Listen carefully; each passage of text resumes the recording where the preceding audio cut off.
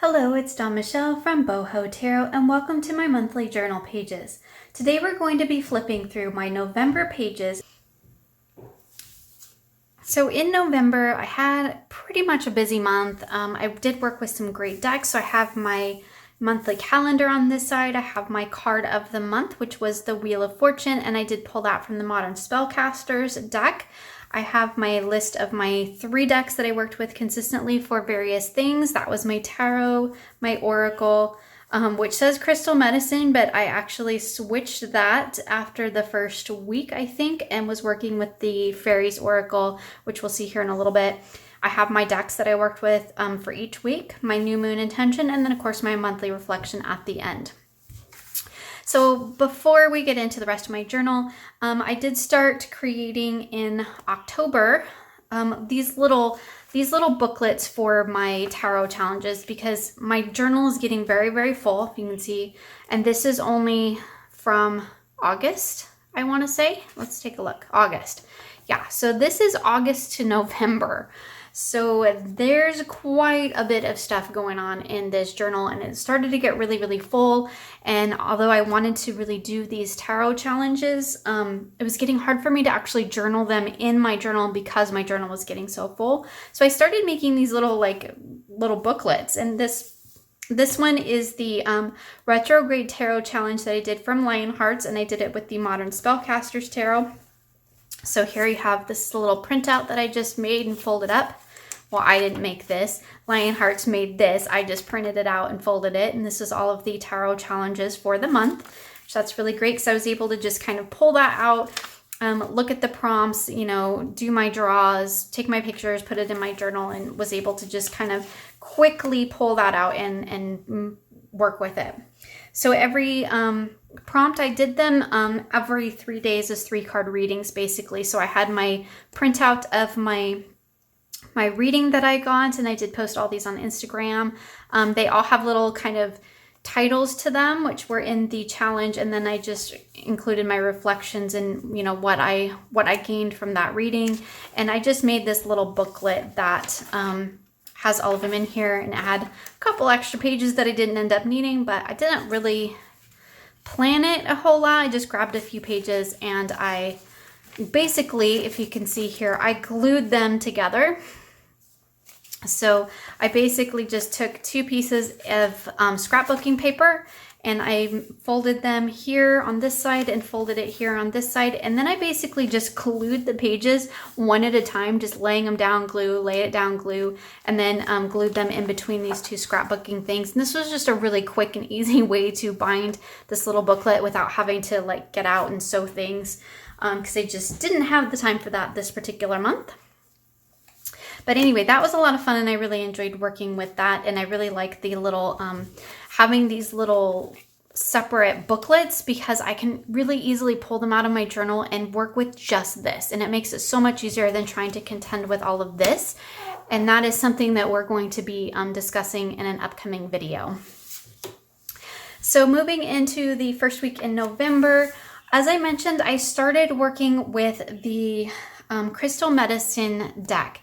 And it's a round deck, and I kind of did a few readings with it. I really like the deck. I really like the artwork, but apparently I really don't like round decks. I didn't like working with it. It kept flying all over the place. It wasn't really a great experience as much as I really enjoyed the artwork. So it's actually in my box of decks that are going to be leaving my collection. And I switched to just working with the Fairies Oracle by Brian Froud.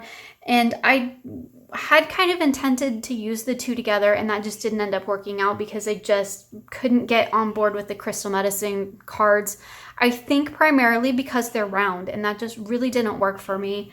Like I said, I really like the artwork. I really like the deck, but them being round just really kind of threw me. I just, tactilely, it just wasn't working for me. So although I did do that, and I did a couple of readings with that deck, it's not sticking around in my collection. So I did switch later on to just working with the Fairies Oracle. So I basically had my little 2 cards, and I pulled just a little message for each, and did some collaging. And you will see that in this month I did not do a ton of collaging because I did not have a ton of time. And I think that that's an important thing to really point out, because a lot of times I think people see my journals and they see, you know, these sorts of things. These are from last month where there's a lot of, maybe not so much on these ones, but here's one that's, you know, there's quite a bit of scrapbooking that I do. Here's a good one. You know, quite a bit of scrapbooking and accenting and things like that I do in my journals. I don't always have time to do this, and that's okay. So one of the things about, I think, keeping a tarot journal is giving yourself permission to just get the information in there. It doesn't always need to be fancy. And as you'll see as we move throughout the month, that actually gets less and less as we go, because as we got closer to the holiday times, I just got very, very busy, and it was very hard for me to make the time to do all of this. You know, every single day. So for me, I just want to make sure I point that out, that it does not always have to be the most beautiful, perfect work of art. Sometimes just getting the information down is all that really matters. So if you're keeping a tarot journal, and I get a lot of questions about tarot journaling. So if you're keeping a tarot journal, the first thing is don't be afraid to experiment. It's great to let other people's journals serve as your inspiration, but don't be afraid to experiment and do your own thing. And also don't be afraid to ditch what's not working for you, and don't be afraid to mix it up. Like if one day you have, you know, 2 hours to create this beautiful elaborate spread in your journal, that's great. Go ahead and do it. But if the next day you've got 5 minutes to just jot down your reading, that totally works too. It's all about getting it in here for you to look back and to be able to reconnect with later on. It doesn't necessarily have to be this, you know, glorious work of art. Sometimes just getting it down is really all you need. So make sure that if you're doing a tarot journal and you're a little bit unsure about, you know, your spreads or how your pages lay out, just do what feels right for you. Don't be afraid to experiment, and don't be afraid to ditch what's not working for you, because something that works for me may not work for you. And in all honesty, something that worked for me last week may not work for me this week. So it's really important to give yourself that permission to be flexible with your journal, because ultimately this is a tool, right? And if this tool doesn't serve you, then it does you no good. So just make sure that you are journaling in a way that is in alignment with your practice and that works for your daily schedule. And that's going to change and fluctuate based upon what you've got going on, and that's totally fine too. So just make sure you allow yourself, you give yourself that permission to let things change, let things ebb and flow, let things evolve. I think that's really important when we talk about journaling, because really what's most important is what you get in here, right? It doesn't really matter how it gets in there, just the fact that it's in there and that you've taken the time to reflect and to think. And then if you've had the opportunity to come back, that's what's most important. So that little tangent aside, I did my weekly reading and I used my Rusted Lenormand, which of course, you know, was just fabulous to actually have that deck in hand and to work with it. So that first week I worked with the Forest of Enchantment Tarot and the Angels and Ancestors Oracle, and I really enjoyed working with those two together. As I mentioned in my reflection video, I switched things up a little bit and I did 2 tarot cards and 1 oracle for my pulls, and I talked about that more in my reflections video, which I will link in the description box below, so if you want to check that out, you can. But this was just a wonderful week of readings. As I've said, I think in my reflections video, the Forest of Enchantment Tarot really didn't pull any punches with me, and I do really appreciate that, and it was a beautiful deck. I did some additional work with the Forest of Enchantment, so I did this kind of interesting thing that I started, I think, last month, where I have a conversation with the cards. I don't pull cards as a spread. I pull cards one at a time, and we have a conversation.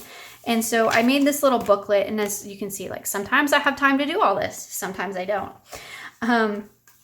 So I made this little booklet here that's just, I asked the deck a question, and then I pulled a card and wrote down, for this particular one, I wrote down what I found in the book, because at that point when I was doing this reading, having this conversation with the Forest of Enchantment, I was actually reading the book at the same time. So for me, this was really helpful to just let the book kind of provide the messages.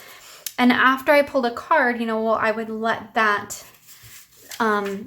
dictate my next reading. So I had, hello, Force of Enchantment. What would you like to tell me about yourself? And so in this message from the book, it talked about being broken. So then I asked it, well, why do you feel the enchantment is broken? And then I pulled another card. And, then I asked it, well, what does that mean? And then it just, continues on card after card. You could do that for as long as you want, but it's a fun conversation. I did it with 5 cards, and that was just basically, I asked 5 questions. And it's just a really fun way to have a conversation with your deck, and using the book to pull those answers rather than just kind of pulling them more intuitively, really kind of helped me to connect with the book alongside the deck, and that was really interesting.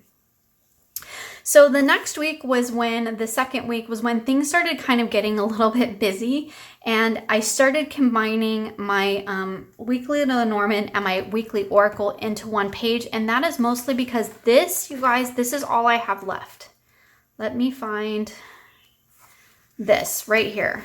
Okay, this is all that's left in this journal. So this has to get me all the way through December. And that for me in general is not going to be enough. So I'm going to have to maybe figure out something to do, because I really don't want to start a whole new journal at the end of the year, because I'm going to be doing something different moving into 2020. But anyway, that's a topic for another video. So I pulled my weekly Lenormand cards, and I pulled my single Oracle card for the week. And I just kind of combined them into 2 pages because, like I said, I'm starting to run out of room. So in the second week, I worked with the Green Witch Tarot and the Tree Wisdom Oracle. And I didn't do a reading on Monday because I was busy. And that's another thing. If you are making a daily tarot practice, it's great to try and do it daily. But if you can't, don't beat yourself up over that. It's totally cool. I don't necessarily do this every single day because I just don't always have time every single day. That particular Monday, I probably had work stuff that I had to focus on, or something going on with my family. I don't really even remember, but point of the matter is, again, it's all about giving yourself permission. Things don't have to be perfect. They just have to work. So I did my weekly readings, and then I doodled this one day. I think maybe it might have been Wednesday or Thursday. It was before Friday, but I was just doodling. I think I was watching some videos, and I just doodled a little tree, and it's weird and funky and doesn't even look good, but that's cool. It's my doodle. It's in there. So moving into the next week, I was still combining my Lenormand and my Oracle into one page. And this I do have to say, this does work fairly well because of the fact that, Lenormand is really, really quick messages. I'm only doing 3 cards right now. And my, single Oracle card pull is just 1 card. So it does actually work combining them into 2 pages, but that also means that I don't have a lot of space to do all the extra embellishments that I tend to like to do. But for this particular time, I didn't have the time to do it. So it was no big deal, and it actually worked to just combine them into 2. So this is not only a great space saver, but it's a great way to get down the information that you need without feeling like, you have a bunch of excess blank space in your journal, right? Just go ahead and combine things up into multiple pages. It's seriously, not a big deal. Just work it however it works for you. So that week I used the Second Nature Tarot and the Cosmic Reading cards, Blue Messiah Reading cards, that big Oracle deck that I mixed them together.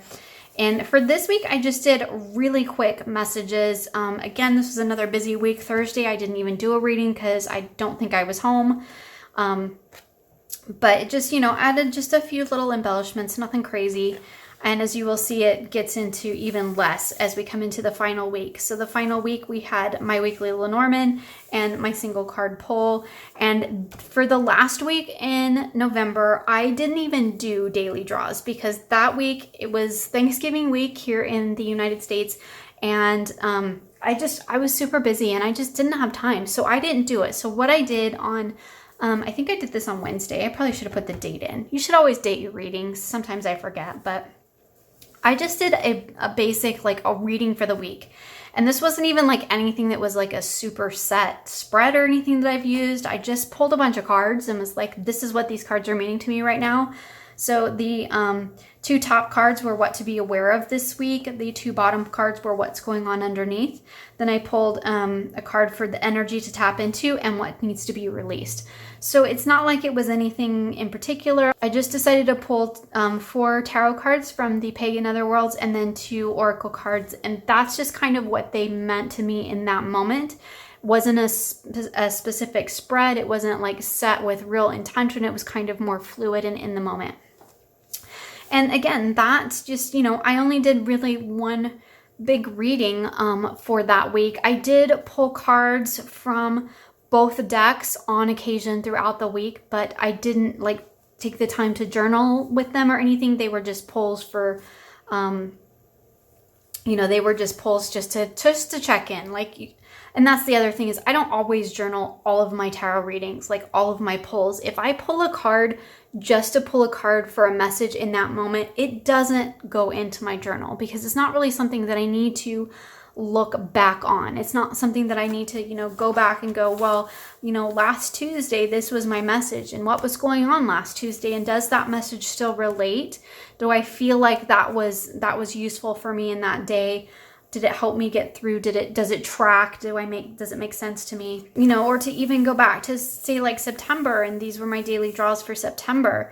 And, this just kind of gives me a snapshot of what was going on in September, what was going on in that week. And I can look back and see how that week had progressed. And it also gives me a chance to see how my work with these different decks actually progressed and changed as I work with them. So that's just kind of a little side note of journaling. I think I've had quite a few of them this video. I do want to create a more in-depth guide for you in terms of tarot journaling. So that's something that I'm working on and hopefully will have available sometime next year. So that was a look at my November tarot journaling pages. If you'd like to find out more about any of the decks that I used this last month, check out my November reflections video. I talk about all the decks that I worked with throughout the month, and you'll find that linked in the description box below. I hope you enjoyed this flip through of my journal and will join me again soon for more creative tarot for an inspired life.